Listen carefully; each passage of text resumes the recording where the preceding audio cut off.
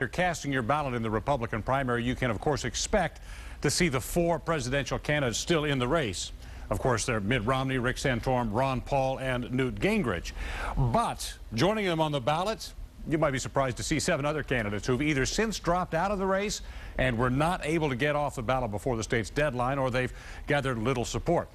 Because the primary was held early, it was moved to an earlier date by the state's Republicans. Michigan Republicans face some penalties.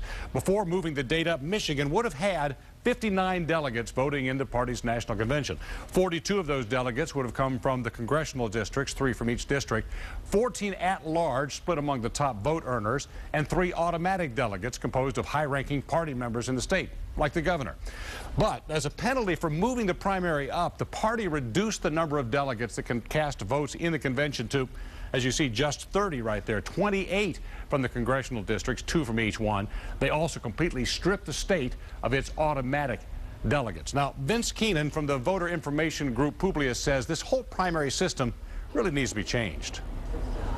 That process underscores how convoluted the primary system is. It should probably be moving towards a rotational, blocks of rotational states that sort of, okay, this time around you get to start and go that way.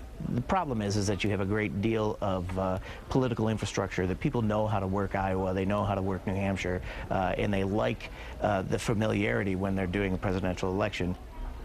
In other words, politics. A reminder, you will need to declare your affiliation to vote in tomorrow's primary. That information will be made public. But there's nothing to stop Democrats from voting Republican tomorrow, then switching back before the Democratic caucuses.